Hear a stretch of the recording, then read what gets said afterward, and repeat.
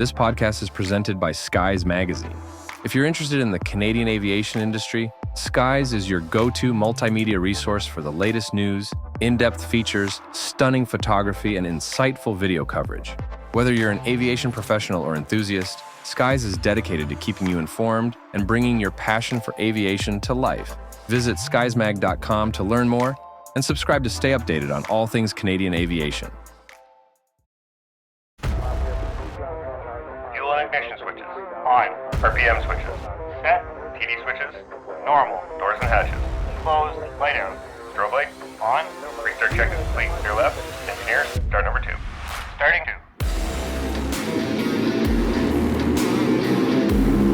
Wind 310 Pilot Project Podcast. Clear takeoff. Runway 31 left.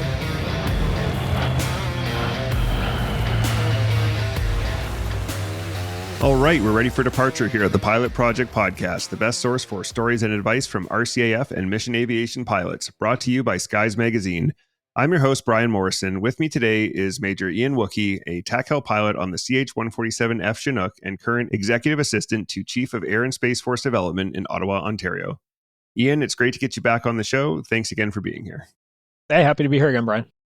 So listeners can tune into part 1 of our chat to hear about Ian's early career and time in flight training. Today for part 2 of our chat with Ian, we're going to talk about his time flying operationally with 450 Tactical Helicopter Squadron. So Ian, as we said in part 1, after phase 3, you were posted to 450 Tactical Helicopter Squadron in Petawawa, Ontario to fly the CH-147F Chinook. What was it like to arrive at an operational squadron as a newly winged captain, especially as only the second one to arrive straight from wings training? It was a pretty unique experience. I was actually arriving as a newly winged lieutenant for a couple of months. Right, yeah. Managed to get my flight training done quickly enough, shortly promoted to captain thereafter. But it was a little bit odd because there were 100 people in the unit at that time, but all of them were waiting for helicopters. So we were actually distributed in different locations across CFB Petawawa. We had about 4 different kind of office spaces that we were working from, trying to figure out how to establish a helicopter squadron without the hangar building yet being built, without the aircraft being on the ground, but with all of kind of the institution around us, trying to establish the footprint of the Chinooks in Petawawa and how we're going to manage that. So very early on, most people, they show up to the new unit, they kind of take a look at the simulators, they take a look at the OTU, they kind of figure out what their schedule is going to look like, and then they kind of get to see operations in action. This was a bit of a change of pace where it was immediately into looking at like the institutional architecture of how to stand up a squadron, how to build routine orders, how to build SOPs, how to build a maintenance plan for an aircraft that we didn't have yet, all while they're still doing testing and evaluation on the aircraft with Boeing in the US. So it was a unique perspective to have at that time, especially as somebody who's brand new and with no other frame of reference for how this is supposed to work as a new pilot trainee. Yeah, and I guess the reason behind that was because, if I remember correctly, we had essentially gotten CH-147D Chinooks that we used in Afghanistan, but after we were done with the D models, we waited on the F models for a bit, right? Yeah, a bit of background on that one. The CH-47 Delta models were leased from the U.S. Army specifically for use in Afghanistan. Right. So once the Canadian combat operation ended at the end of 2011, the lease on those aircraft expired, and we did not bring those aircraft back operationally into Canada. We now have a couple of them back in Canada on pedestals, but we stopped using them at that time. While we were flying the Delta models in Afghanistan, the RCAF was working on a procurement project of the 47F specifically for Canada, which is actually it's a bit of a variant of the Golf model from the US. Unique to the Canadian, the RCA. It's a unique airframe to the RCAF. The procurement of those aircraft started, I want to say, around the 2010-11 timeframe. But the first, it probably started earlier than that. But the first production aircraft didn't actually come off the line until 2013. So the unit was reactivated as 450 Squadron in May of 2012, but we didn't have the first aircraft delivery until June of 2013. And when did you arrive there again? I got there right at the beginning of 2013. Okay. So right kind of halfway in between squadron establishment and aircraft arrival. Okay. Wow. So that must have been a really strange environment to arrive into with you've got your wings, you're ready to fly, and there's no aircraft. Yeah, it was unique.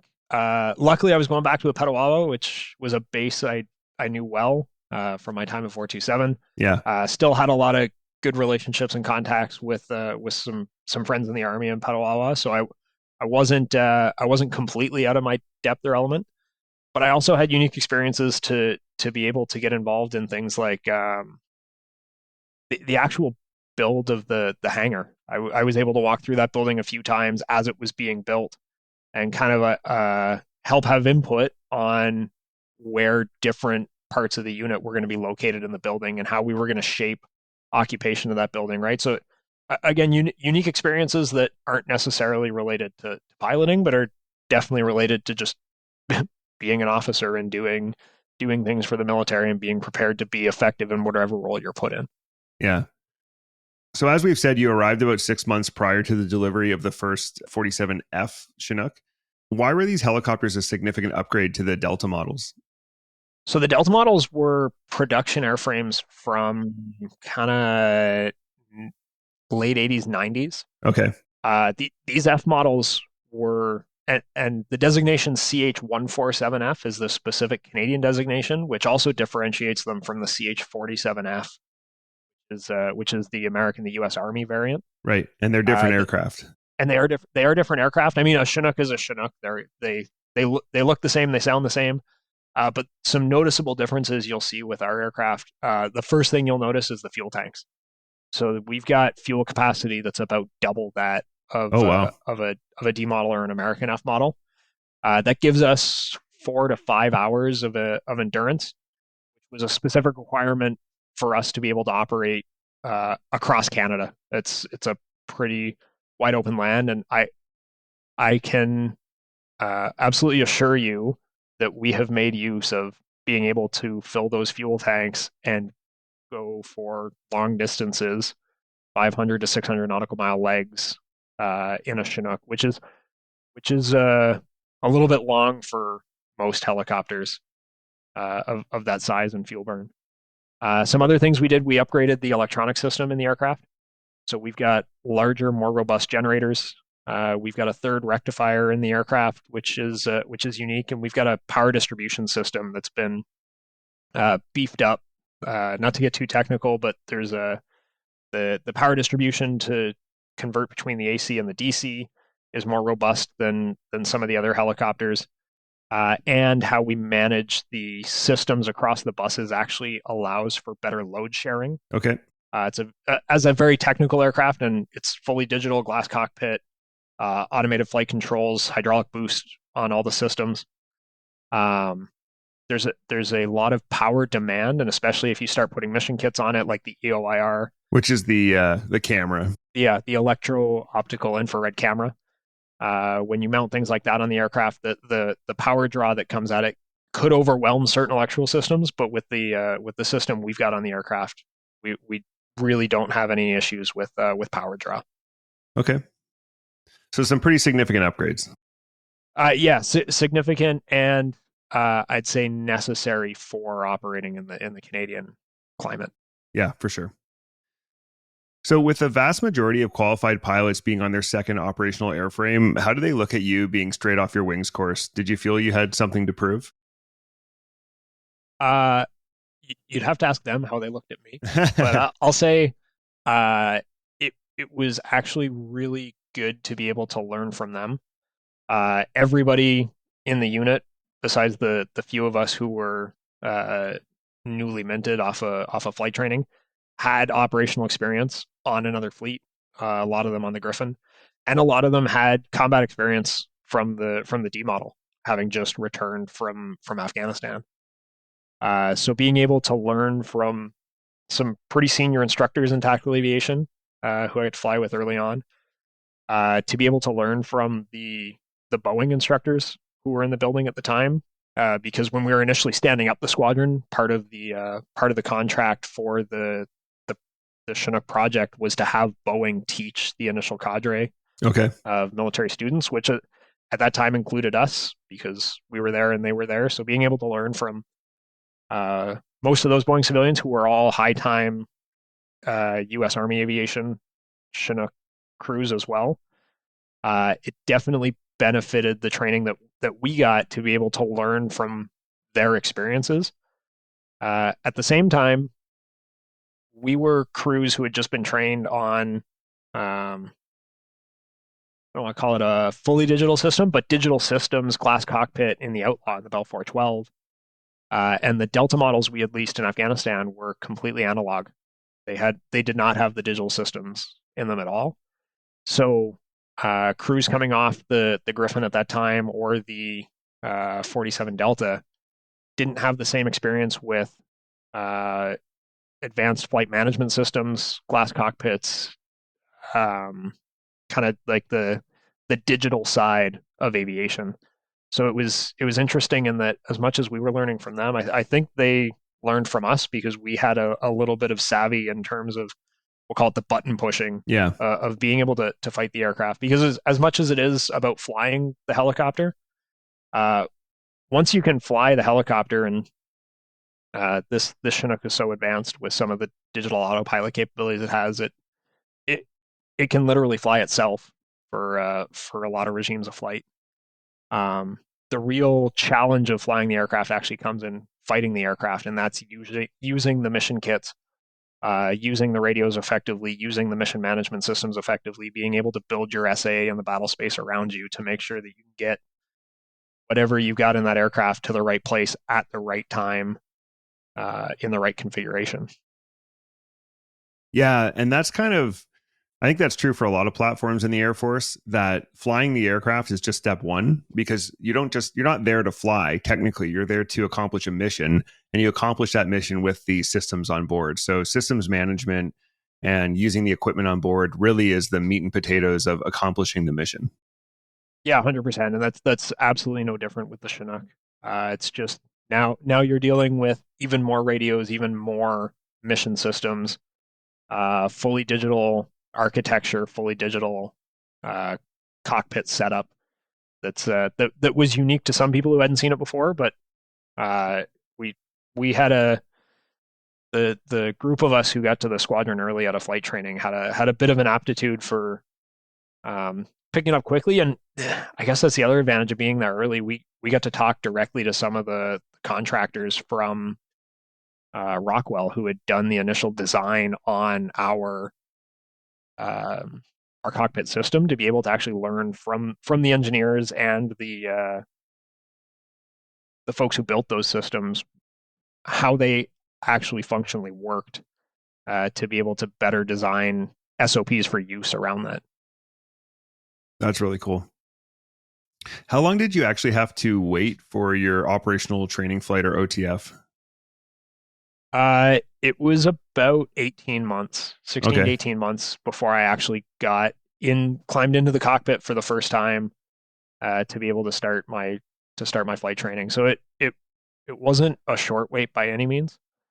Not necessarily the longest wait, considering some of the challenges we've had with our OTUs recently, but I definitely used those 18 months to learn as much as I could about the aircraft, and to take the opportunity to go flying when I could, with other people who were training, just to sit in the jump seat and see what was going on, be able to listen on the comms, to be able to hear what the instructors were doing, to be able to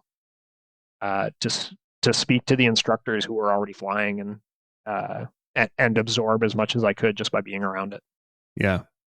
Now, you completed your initial qualification course in 2014, 2015. We've kind of briefly touched on this, but can you give us an idea of what the course consisted of? Yeah, it was a little bit unique at that time because we didn't have our simulators fully established yet. So the majority of the course was done actually flying in the aircraft. We were also doing training where we were training both pilots and crew members at the same time. So on a standard sortie, we'd have a crew of 7. We'd have 3 pilots and 4 crew members. So we'd have one instructor pilot, 2 student pilots, 2 instructor crew members, either flight engineer or loadmaster, and then 2 student crew members as well. So we'd go out for about a 4-hour sortie. We'd use that full tank of gas endurance, and we would do our standard maneuvers that way. The ground school at that time was taught by Boeing as part of their support to the Chinook project and the Chinook initiation. So while we had Boeing instructors teaching ground school, it was the green suit, the military instructors that were teaching my qualification course. Now, one of the unique things about that course at the time, and correct me if I have this wrong, but was that some of the flying was taught by folks who had just converted onto the Chinook. Was it strange to be taught by people who had only just converted onto that aircraft type? It wasn't really, I wouldn't call it strange. I would call it just a unique learning experience, because most of the instructors that I was flying with, they had only just finished their qualification on the aircraft from their Boeing instructors, right? So that the aircraft was brand new. Nobody had actually flown it before, right? To be able to get a feel for what the Canadian Chinook could actually do or was capable of. So there was a lot of learning by osmosis and learning through a team effort. So again, as we're going through training, I may have an instructor beside me who's got several thousand hours of flight and can teach me how to execute a perfect roll-on landing in a Chinook. Meanwhile, in the same sortie, I'm teaching them how to program a flight plan into the FMS, because I've been practicing that in my spare time with an aircraft on ground power in the hangar, and learning the digital side of the aircraft. So it was definitely a team effort in getting all of the training done. Okay. And that, like you said, that's a very unique experience. Yeah, 100%. But it built crews that understood each other, and it just brought the crews closer together, I think. Yeah. What would you say was the most challenging aspect of getting qualified on the Chinook compared to previous helicopters you'd flown? The most challenging was definitely the mission systems. The previous helicopters I'd flown in were only in training. So flying the 206 or the 412 at 3 CFFTS, the goal is to learn how to fly the helicopter. Yeah. How to manipulate the flight controls and work the radios to get the aircraft from point A to point B via whatever route you've planned effectively. And if you can do that successfully at the right altitude and airspeed, everything else kind of happens. With the Chinook training, as you said, that's the first 3 flights, is figure out how to physically manipulate the flight controls to get the aircraft from point A to point B. And then all of the training after that is how to actually fight the aircraft, how to get the right cargo load, packs load from the right place to the right place, using the mission systems, using the radios, doing it at night, doing it low level, right? So it's not just helicopter training. It is a very much a tactical training. So if the biggest challenge is using those mission systems and learning to do that, how do you work through that? Is it basically just a case of repetition and training? Yeah, kind of like anything in life, the only way to get experience is by doing it. So getting in the simulator, getting in the aircraft, using the kit effectively, talking to other people who are using the equipment on a day-to-day basis, and doing your homework, making sure that you're studying the systems and how they're going to work, so that when something inevitably goes wrong, you're not trying to figure out how the system works before you're trying to troubleshoot it. You have the ability to actually troubleshoot it while you're in the aircraft and do something about it without affecting the mission. Yeah. So, of course, one of the ways we gain experience is by attending exercises. Your first big exercise was Exercise Maple Resolve in the spring of 2015. At that time, Maple Resolve was the Canadian Army's largest and most complex training exercise, involving approximately 6,750 CAF and partner military personnel. What is the overall goal of Maple Resolve, and why is it important for the RCAF to take part in this training? Maple Resolve is built as the culminating exercise for brigade level operations in the Canadian Army. So it's kind of the capstone training event that the Canadian Army had to be able to validate their brigades for combat.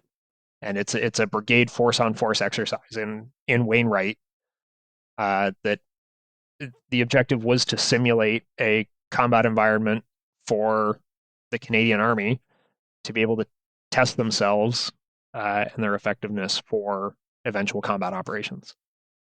The primary role of tactical aviation is support to the land force through the provision of firepower, mobility, and reconnaissance. Right. So it is absolutely essential that we are involved with the Canadian Army. Anytime they're doing that level of training, we need to be there with them. Yeah. They need us to be there with them, and we need us to be there with them, right? Like it's a symbiotic relationship where they cannot complete their training without us there. And it's not realistic for them to show up to an environment at that level and not have helicopter support available. Right. Wherever they're going to go in the world, we're going to make sure that we're there to support, just like we are in Latvia with them right now. Yeah. So basically, they can't get realistic training without you folks, but your primary focus of existing is to serve them as customers, basically. Our primary purpose for existence is to support them. So if they're doing that level of training, then we're going to be doing it with them. Right on. What was it like to take part in such a large exercise as a newly trained pilot on the Chinook? Did you have any clue what was going on, or were you just trying to keep up? A little bit of both. Yeah. The advantage of having a large scale exercise like that and being in tactical aviation now, I mean, consider this is 2015 and I've now kind of had experience in one wing from 2009, 2010. So I'm familiar with Army operations. We're living in Garrison Petawawa, so we have a long-standing relationship with 2 Canadian Mechanized Brigade Group, which is being on the largest Army base in Canada. We get a lot of exposure to Army operations. We do routine training with them in Petawawa locally, so we know how the Army functions. We know what the training scheme maneuver is. We are able to speak their language and completely integrate into their training. So it's not that I didn't have any clue what was going on.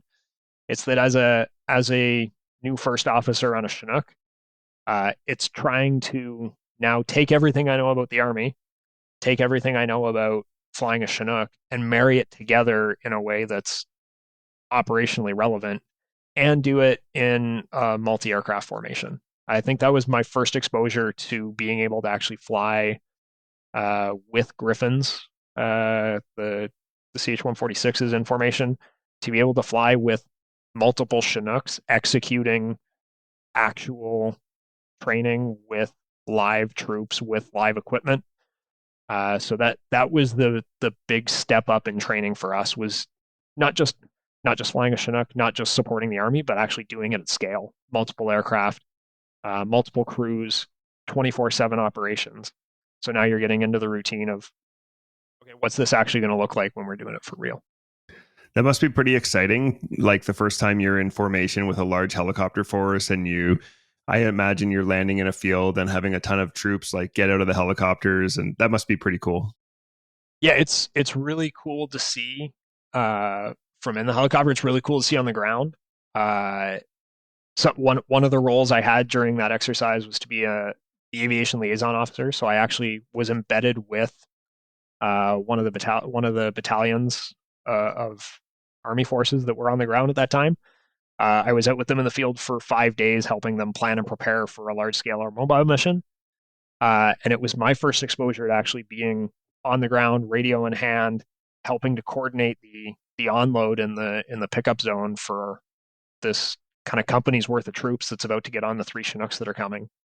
And having the Chinooks come 10 feet over the trees above your head and land in the field right in front of you at night vision goggles, low light, and all the troops moving toward the aircraft. There's some really cool things you get to do in the military that'll stick with you, and that was one of the things for me to be able to have that experience. And then 2 days later, now I'm the one sitting in the cockpit doing the same thing, and it's just a really cool experience and a really cool frame of reference to have when you're working with those folks, to both be on the ground with them and then be in the air supporting them. Yeah, it sounds very cinematic to see. So up next for the summer of 2015 was supporting Operation Nanook in Inuvik, Northwest Territories. Op Nanook is the CAF's signature northern operation designed to exercise the defense of Canada and to secure our northern regions. What was the role of 450 Squadron during Op Nanook? Our role during Op Nanook, we were assigned to take two Chinooks up to Inuvik, Northwest Territories, to do. I mean, the Nanook series of operations generally is an Arctic sovereignty exercise. It proves our capability to be able to operate in the Arctic, and it's got secondary goals of making sure that our infrastructure in the Arctic is up to snuff and well established. Our primary role was to move forces between different forward operating locations in along the coast of the Bering Sea. Okay. So we were going out between I guess 80 and 200 nautical miles from our location in Inuvik, kind of north to Tuktoyaktuk, and then east across the coast to move troops into forward operating locations, which were either camps that were being established as part of their training exercise, or radar sites that we were bringing people up there to be able to conduct maintenance on. Okay, cool. So we were the primary asset to be able to move troops in between those locations, which was actually really cool because this was the first Nanook that we were supporting. It was the first time that we'd been able to move forces at that scale. You can put 30 troops in the back of a Chinook to be able to move a platoon-sized element to a location 200 nautical miles away and not have to have them worry about whether or not they can get back by road or whether or not they're near an airstrip, because we can land them anywhere they need to be there. Right on. What was it like to fly in the Arctic summer in a Chinook? Arctic summers are beautiful. I don't know, for anybody who's ever had the opportunity to go north of the tree line during the summer months, it's an absolutely gorgeous place to be. Flying out kind of off right along the Bering coast, looking out over the water and seeing the pods of belugas swimming in the water, looking down at the Arctic tundra and seeing nothing for miles except the wetlands and the wildlife. It was absolutely a phenomenal experience to be able to see that part of the country from the air during that exercise. So I thought that was really cool. Yeah, that sounds amazing. On the other hand, Arctic weather is temperamental, to say the least, and knowing the limitations of some of the reporting stations up there, that's something you always got to be on the lookout for, because at any time you could be 20 degrees in sun one day, and you could be 4 degrees and freezing rain the next day with some of the fog moving off the coast of the shore there. So there were definitely challenges associated with the weather that we experienced there, but we did have the advantage of being there in August, which is just I think it's the perfect time of year to be in the Arctic. So next up for you in the fall of 2015 was your Basic Tactical Aviation course, or BTAC.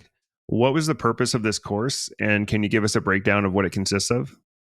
Yeah, the Basic Tactical Aviation course is One Wing's course to build section leads. So in the pilot progression and in the crew progression, as we go through what it takes to be an effective tactical aviator, we build crews from first officer up to aircraft captain. From aircraft captain, now what we're trying to do is train them to be, we call them flight leads.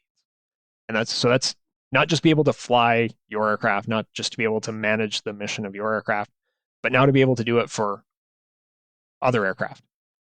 So the training of BTAC is to take your knowledge base and skill level and expand it from single helicopter operations, or kind of being a helicopter in a formation, to now leading that formation.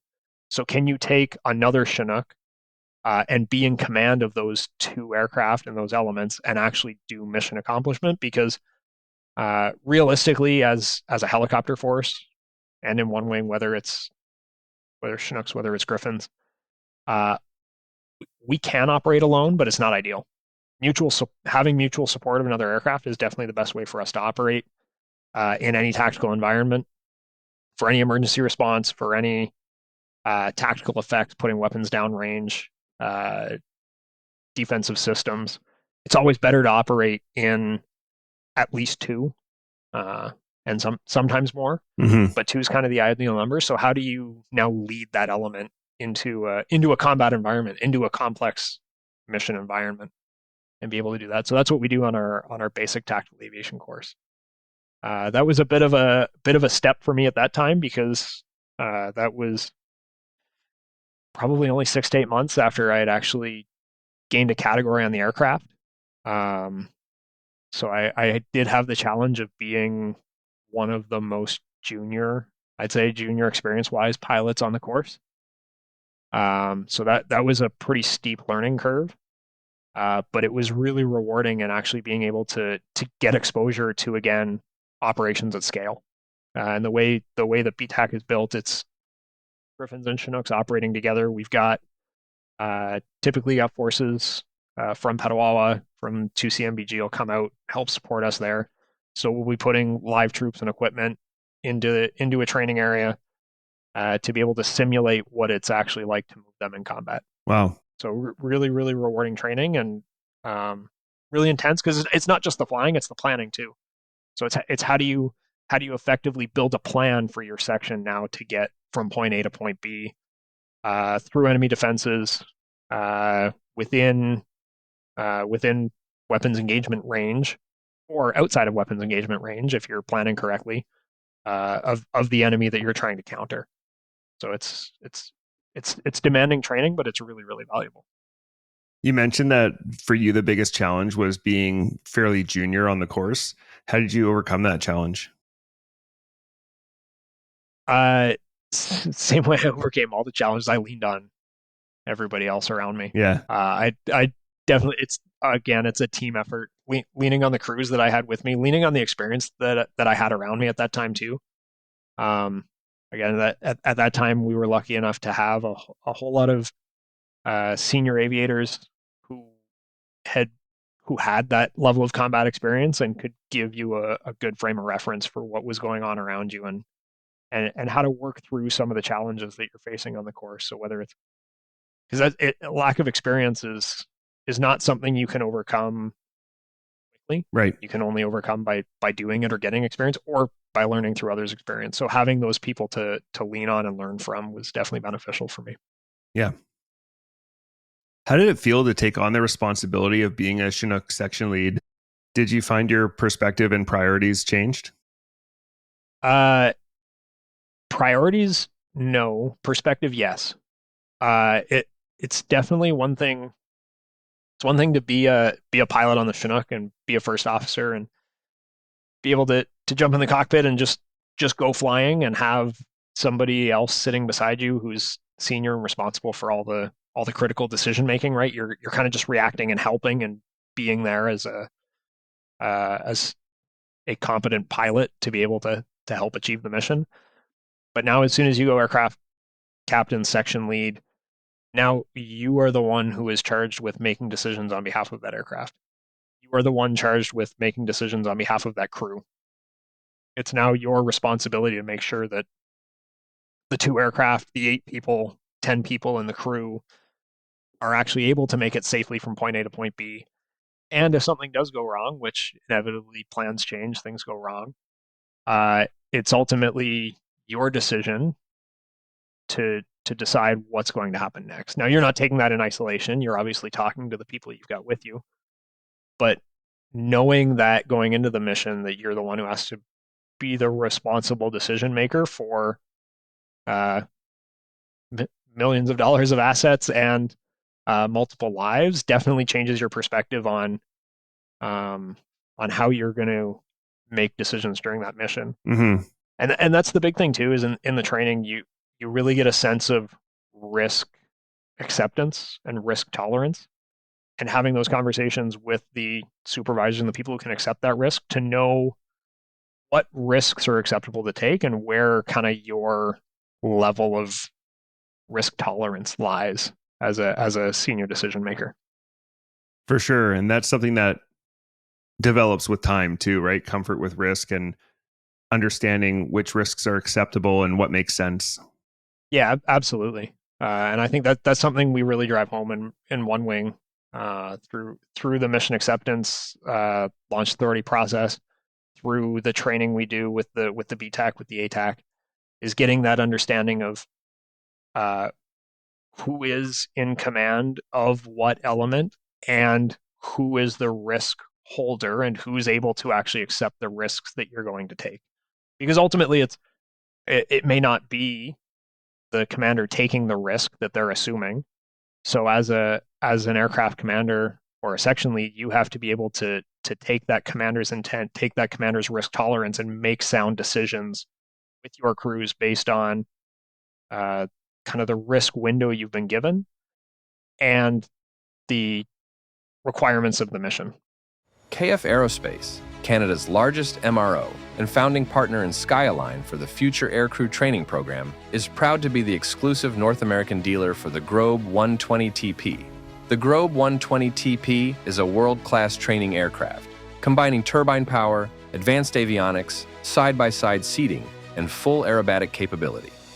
Already trusted by the German Air Force, Canada's Future Aircrew Training Program, and militaries worldwide, it's built to deliver performance and reliability. With its versatility, the Grobe 120TP is the ideal platform for both military training and civilian programs, including upset recovery training. Go to kfaero.ca, that's kfaero.ca, to learn more and get in touch with us. So a pattern that listeners will probably notice if they're paying close attention here is that you and your unit were very busy. Still in the fall of 2015, you took part in Joint Operational Airborne Exercise, or JOAX, in a place that would become quite familiar to you, Fort Bragg. What was the Chinook's role in this large airborne exercise? Yeah, JOAX 2015 was another really cool experience in the fall, where it was the first time we got to take the Chinook down on a multinational exercise. Went down to Fort Bragg, North Carolina, with a couple of aircraft, and we embedded ourselves with the U.S. Army, with the 82nd Combat Aviation Brigade, in support of at this time it was a brigade air mobile.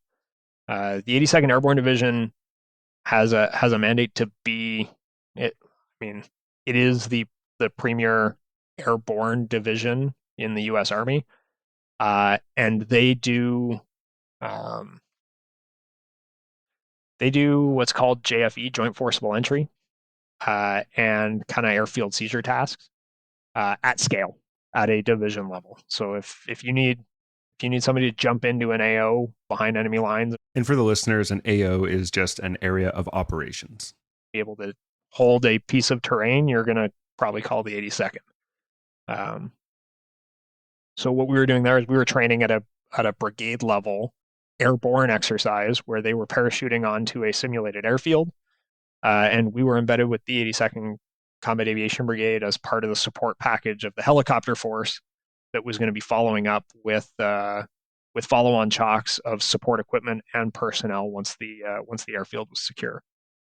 So the objective there was really just to embed ourselves with the U.S. Army, get a sense of their planning processes. They work on a scale that we just honestly can't comprehend in Canada. Yeah. I think Fort Bragg has about 50,000 people working on the base. 30,000 of those are regular force Army troops. That's crazy. And that's probably not much smaller than our Army. Yeah. So to be able to see that and work with them and understand how they plan and how they operate, knowing that anywhere we go in the world, we are likely to be working with Americans. We're likely to be working with allies and partners anywhere we go, regardless of whether they're American, whether they're Brit, whether they're other NATO partners. So to be able to get that experience in training, to be able to speak a common language, understand the planning processes, that was the goal of that exercise. What kind of preparation goes into attending an international large-scale exercise, and what do you find the crews learn from attending? The crews learn a different way of doing business and a different way of fitting into the scheme maneuver, right? What we're used to doing in Canada is anytime we're doing training is we become the primary training audience, right? We are doing our own training for our own benefit. When we go down to a large scale exercise like that, we're not necessarily the ones who are being evaluated or trained. So we have to be able to take our perspective of how do we fit into the bigger fight? How do we actually put our assets into the right place to be an effective partner in the training that's being done? So that's how the crew's perspective shifts, is you recognize that you're not necessarily the main effort.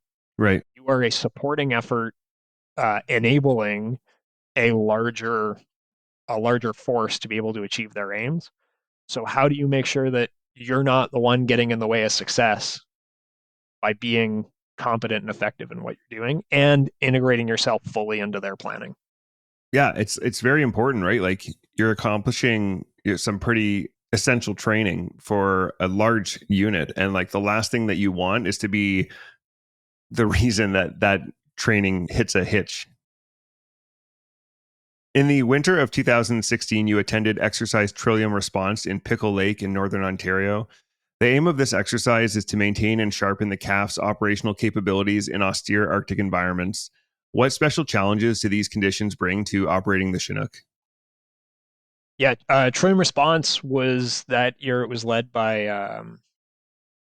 2 Royal Canadian Horse Artillery out of Petawawa. So we were single Chinook tasked with supporting their scheme maneuver in Pickle Lake, Ontario, between 2 RCHA and the Canadian Rangers that were in location.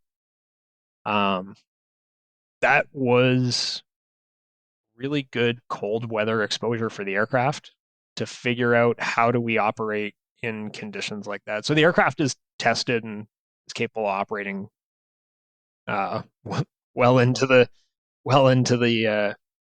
negative temperatures. But I do remember that was a unique transit where I think when we took off out of Petawawa in February, it was minus 32 on the ground. Wow. And when we got to cruising altitude at 6,000 feet, it was about minus 36.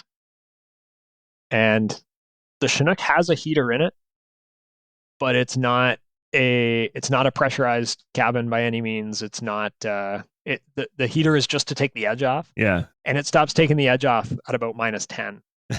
So a 7-hour transit going from Petawawa to Thunder Bay to Pickle Lake. We actually had to set a timer between the other pilot and I, where we would set a 10-minute timer so that one of us could fly for 10 minutes and the other one could sit on their hands for 10 minutes and Oh my gosh. try to get some feeling back in their fingers. So that was a really unique challenge to be able to be exposed to those kind of conditions. And are you like fully kitted up in, we call it the bunny pants, the snow pants and everything? Oh yeah, every layer I could think of. Yeah. Cut two sets of gloves, the balaclava under the helmet to make sure that Oh my gosh. face wasn't freezing up. That's crazy. It was definitely an experience. So this was one of the first true cold weather tests for the Chinook. How did it perform and what lessons were learned? Chinook performed amazingly. Yeah. We did find that it is a very advanced digital system, right? So it has a lot of digital components, electrical components in the aircraft. So we did have to come up with some creative ways of being able to preheat those screens. Like an LCD screen doesn't just turn on when it's minus 30 outside. So you've got to do a little bit of work to make sure that you're not trying to start things from cold. There's a couple of mechanical assemblies in the engines that are critical to being able to start the engines properly. So we make sure that we've got the right heat on those components before we try to actually start them for real. We definitely recognize the limitations of the internal heater in the Chinook. Yeah.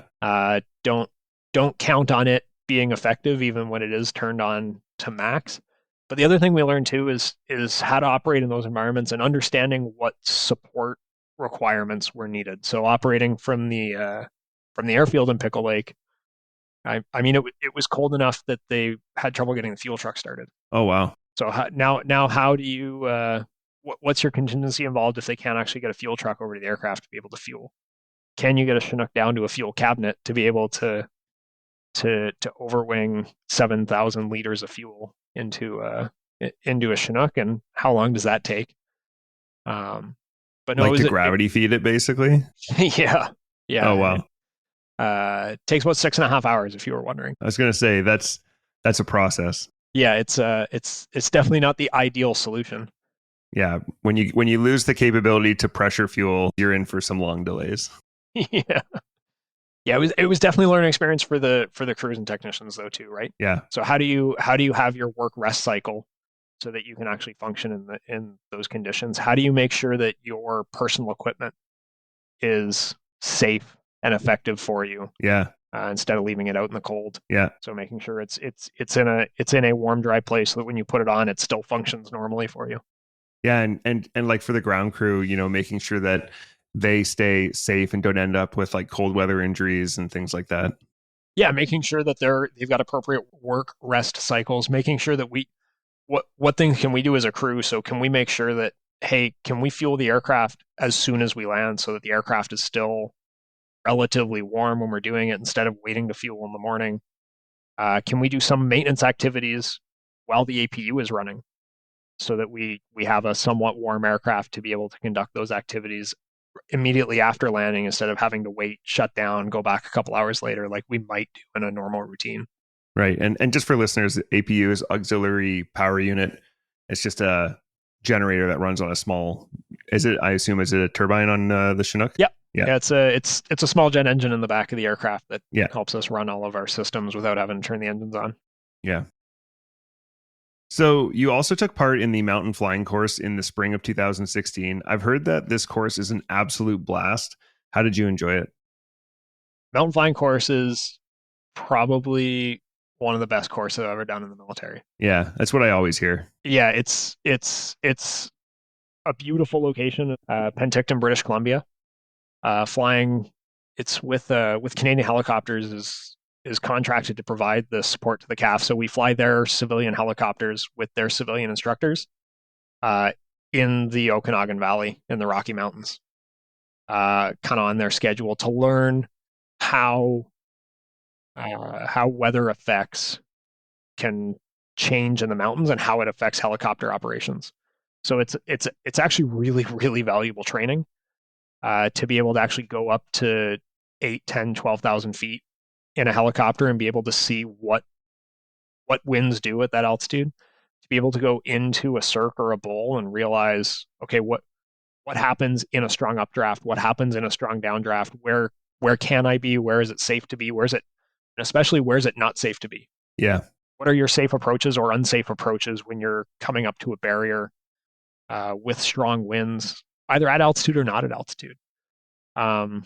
Learning some of those aerodynamic effects, such as the boundary layer, and how to make sure that you're in a safe regime of flight, no matter where you are, because it's wild when you actually understand specifically within helicopters, but the aerodynamic differences between an updraft at 10,000 feet can almost make it feel like you're flying at sea level, whereas a downdraft at 10,000 feet and finding some turbulent air could be it could be enough to knock you out of the sky. Yeah. Right. So how do you actually expose yourself to that in a safe environment before you go in there with a Chinook full of a platoon of troops in the back, right? Yeah. So it's really, really valuable training, but it's also just a really cool course and a really cool opportunity to be able to go fly. I think I did most of my course on an A-Star, so I was on an AS350 flying about 40 hours in the Rocky Mountains for a month in 2016. Nice. Which was That's really awesome. Cool. Yeah. So, unfortunately, in 2016, the Fort McMurray, Alberta area suffered massive damage from wildfires, resulting in widespread evacuations and triggering Op Lentis, the CAF's response to natural disasters in Canada. You took part in these evacuations. What were conditions like in Fort Mac, and had you ever seen anything like it? Yeah, Fort McMurray was a terrible tragedy that occurred in 2016, and we got a call one day that we were being asked to provide a Chinook to support.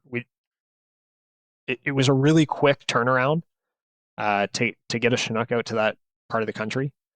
At that time, I don't think we had yet declared FOC full operational capability with the Chinook yet, so we weren't on any sort of like readiness posture or standby posture.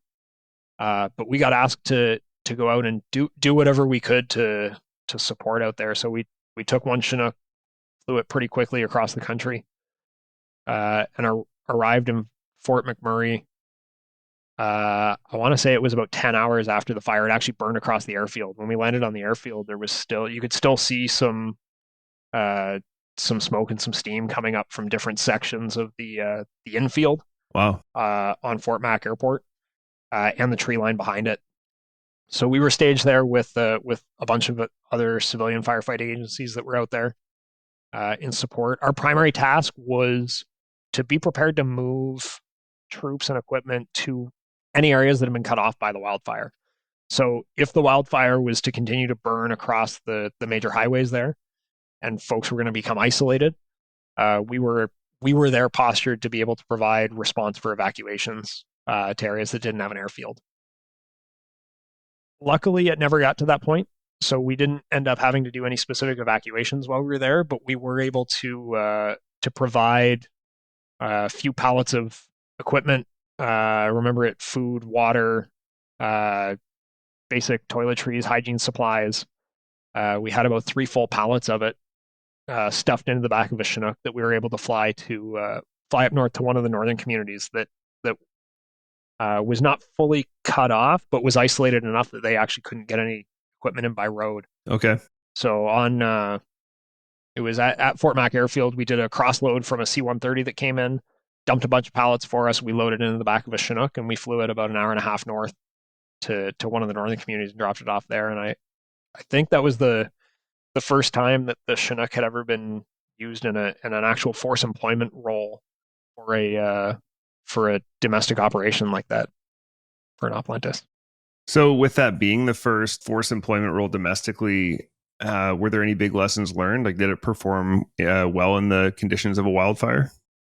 Yeah, surprisingly, the Chinooks, it's a super capable aircraft. So we were able to get up to altitude 9,000-10,000 feet to be able to get over some of the worst smoke that we were facing without any real issues. Operating in the vicinity of the wildfire, we had additional capabilities like the EOIR, the electro-optic infrared camera that was mounted on the front nose. Its IR capabilities were able to actually see through the smoke to be able to pick up hotspots in the wildfire.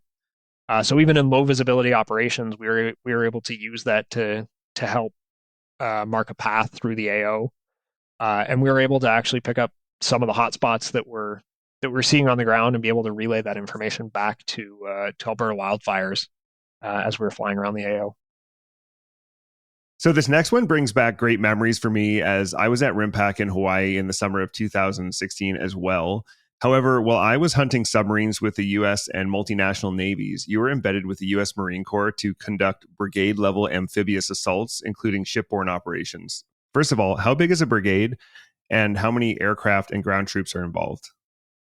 To your first question, a brigade by doctrine is about 1,000 to 1,200 troops that you're looking for. So a brigade level amphibious assault is a pretty big effort to move a whole bunch of people from location on a ship to a location inland. It was one of the first opportunities I had to work with the U.S. Marine Corps, and it was absolutely a phenomenal experience. The U.S. Marines remind just their culture, the size, the way they integrate their elements actually reminds me a lot of the Canadian Armed Forces in terms of how they function and how they manage their assets. The aviators that we worked with, super professional, phenomenal group of people. But what we're doing there, RIMPAC is mostly kind of like, if most people think of RIMPAC, they think of Hawaii, big blue water, like naval operations out in the middle of the Pacific Ocean. Yeah. This specific element of RIMPAC in Southern California was combined with a ground force element. So we were there embedded with the Marine assets to be able to do that amphibious air assault. And it was also our opportunity to take the Chinook and for the first time be able to land it on a ship. We were actually doing maneuvers with the USS Pearl Harbor while we were down there. And sorry, you said you were in Southern California. Yeah, we were based out of Camp Pendleton. Okay. So we were just north of San Diego on the west coast of California doing Okay. these maneuvers with the Marine Corps that was there. So we didn't actually end up pushing out to Hawaii. We just transited the aircraft down the West Coast to be able to support from there. Okay. The exercise we were doing with the Marines in California was actually pushing. It was a simulated amphibious exercise because they obviously didn't have the troops at that time mounted onto the ships. But we took them from simulated landing pads in about 100 miles inland to a training area that they had there. But it was a full brigade assault onto a target. So we were 1 or 2 Chinooks embedded in a formation that had, there were probably about 6 V-22 Ospreys. There were 6 or 7 CH-53 Super Stallion aircraft. Wow.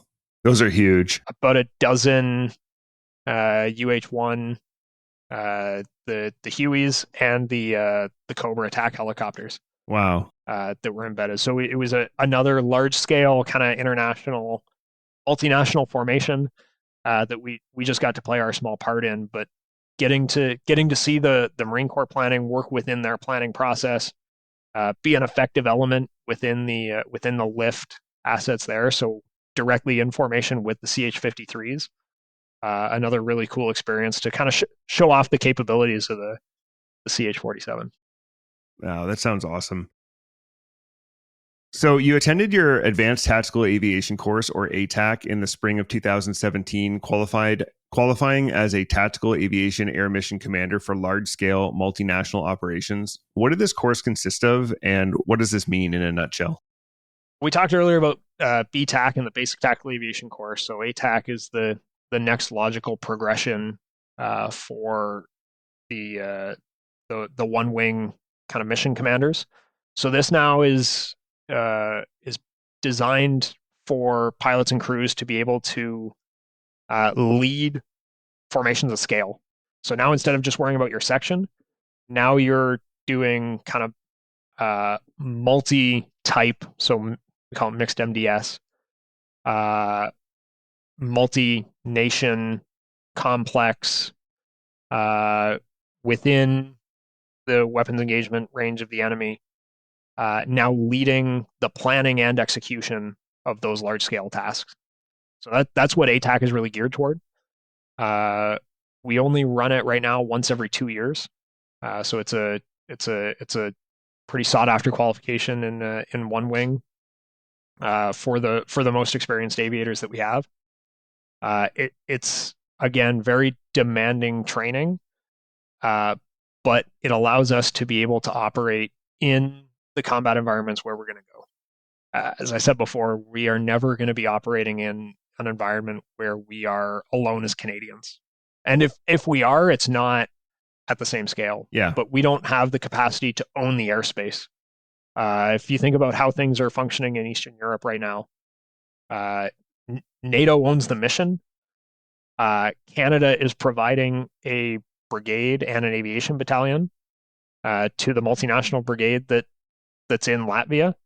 But realistically, when you're operating in Eastern Europe, that's a NATO-led mission with NATO-controlled airspace, with NATO assets.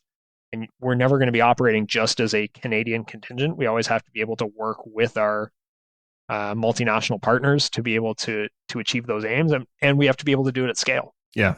And if you want to have a combat capability isn't 2 Chinooks. 2 Chinooks is an answer to a tactical question, not a complex problem.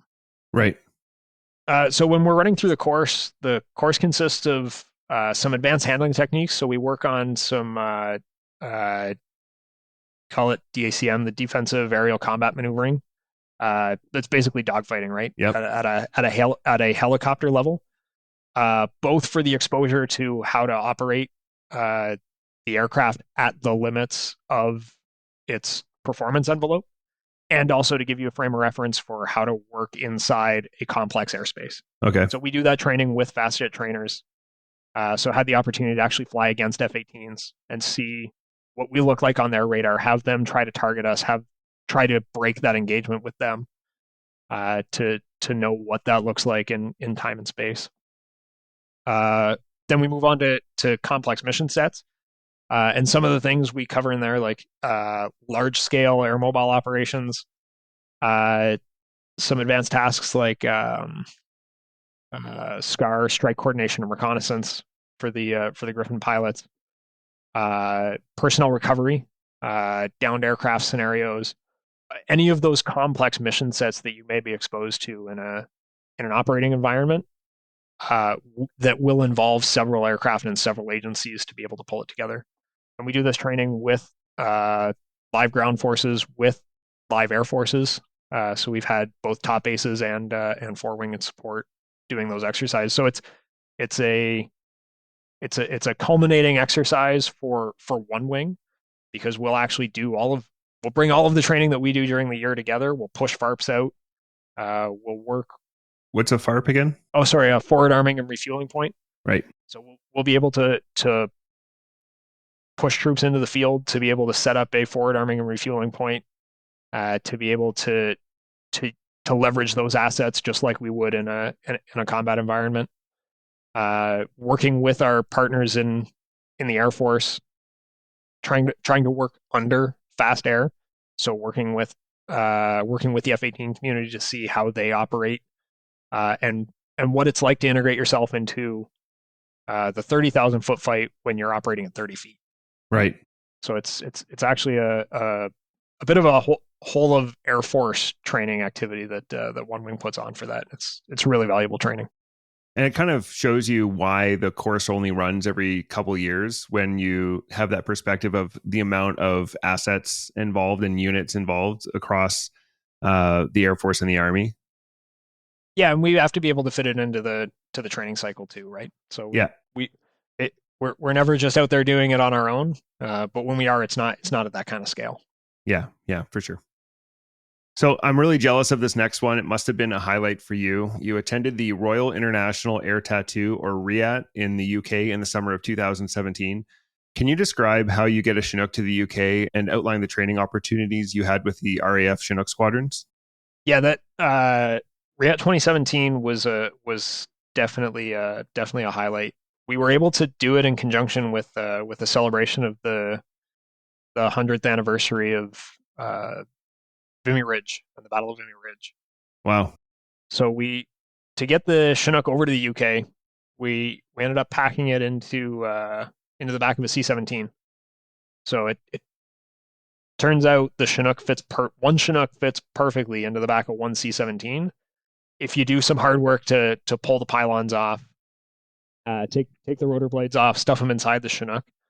But once you do a little bit of maintenance to deconfigure the helicopter, it rolls on the back of a C-17, and we ended up taking a C-17 from Trenton over to Bryce-Norton, where we then put the helicopter back together, which was how I got to go, because in order to put the helicopter back together, you need a maintenance test pilot, and I had the maintenance test pilot qualification to be able to do it.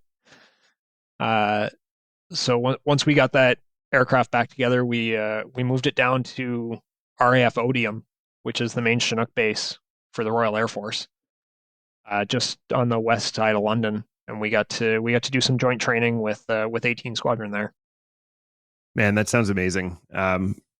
Listeners, if you haven't heard of RIAT, look it up. It's kind of like Oshkosh in terms of its fame and size and the incredible amount of aircraft you can see. You're right. The number of military aircraft that are there was astounding. They had absolutely everything. It was kind of fun. We were parked next to a B-1. Oh wow! That was on one side, and on the other side was a Ukrainian Su-27. Huh. So it was kind of Ukraine, Canada, US all kind of together in their own corner. And I don't want to say we stole the show, but there were a lot of static display visitors that ended up in our corner of the airfield for a bunch of that. Yeah, those are two kind of like the all-time air shows that I want to attend at some point in my life, is Oshkosh and RIAT. So that's awesome that you got a chance to go to that. Yeah, it was a lot of fun. The other opportunity we got while we were there, while we were working with the Royal Air Force, was to actually take an aircraft with them. So we took one of the RAF Chinooks and our Chinook that was there. We're able to fly it through London and then across the Channel, and we flew the north coast of France and into Vimy Ridge, and actually we were able to do do a fly past and a couple of pictures over Vimy Ridge to celebrate the 100th anniversary of the battle. And then we flew the Normandy coast on the way back. So I actually got to overfly the Normandy coast at 500 feet and look down on some of the different historical sites on Normandy before we flew back across the channel and came home. Wow, that's an epic flight. Yeah. So we've heard in your bio that you were eventually posted to Fort Bragg, North Carolina to serve with the 82nd Airborne Division and witness the eventual fall of Afghanistan. And that will be the subject of another 2-part series we'll be doing in the future. But the last thing you did before you left was attend the Army Operations Course, or AOC. I've heard from Aurora compatriots that it is a long and difficult course. I wonder how it was for you coming from the TAC Hell world. Long and difficult, but thoroughly enjoyable and very rewarding. Being in the TAC Hell community, we make a point of always sending students on the Army Operations Course. A, to make sure that we can speak the same language as the people that we're supporting, but B, to make sure that the Army gets to know us as well, right? Yeah. We want to make sure that we have the opportunity for them to understand what we as tactical aviators do and how we benefit their mission, and how we work to support them. The college in Kingston, the Canadian Army Command and Staff College that's down in Kingston, is one of kind of the best run, most professional military institutions that I've had the pleasure of seeing. And the course content and what they do to show you the operational planning process from a brigade level and actually kind of put you in the mind of a decision maker at a brigade level as a mid-level captain, to be able to give you that exposure to what operational planning looks like and to give you that broader perspective of what Army operations are. And again, how you're integrating into the joint force, how you're integrating into the bigger scheme of maneuver of operations, is really, really valuable training. And to tie it back to the last conversation we had, it's the relationships too. Yeah. So building relationships on those courses and getting to know the people you're going to be working with in the future. I now have members that I was on that course with, members who sat beside me in the classroom. Several years later, I had one who was the ground force commander for an element that was supporting our ATAC course in 2023. Another just took battalion command in one of the battalions in Petawawa. So now we've got that network of relationships where we can still work together but know each other on a personal level and have the same foundational training to make sure that we're speaking the same language as we're moving forward in training our operations together. Mm-hmm. And it's key to be able to leverage those personal connections as you go forward when you need to facilitate different training and things like that. It comes in handy. Oh, 100%. As big as this country is, it is a very small CAF, and you will continue to cross paths with people that you train with. Yeah, 100%. Okay, Ian, that wraps up our 2-part chat today. I really enjoyed hearing about your time serving with 450 TAC Hell Squadron, and I also enjoyed hearing about your time in training in the first episode. I'm really, really excited to getting together again in the future to talk about your time with the 82nd Airborne Division, and particularly your time in Afghanistan as things came to a close there. So thank you so much for being here today. I appreciate you giving us a bunch of your time. I know you are a busy guy, and thank you for being here. Thanks, Brian. It's been a pleasure. Okay, that wraps up our 2-part series talking to Major Ian Wookey and his experiences flying the CH-147F Chinook with 450 Tactical Helicopter Squadron. Tune into our next episode for a special 2-part Remembrance Day series featuring a veteran, Major Bob Wade, who flew fighter jets during the Cold War and was the first Western pilot to fly in a MiG-29. Do you have any questions or comments about anything you've heard in this show? Would you or someone you know make a great guest, or do you have a great idea for a show? You can reach out to us at thepilotprojectpodcast@gmail.com or on all social media at @podpilotproject. And be sure to check out that social media for lots of great videos of our RCAF and mission aviation aircraft. As always, we'd like to thank you for tuning in and ask for your help with the big 3. That's like and follow us on social media, share with your friends, and follow and rate us 5 stars wherever you get your podcasts. That's all for now. Thanks for listening. Keep the blue side up. See ya! Engineer, shut down all 4. Shutting down all 4 engines.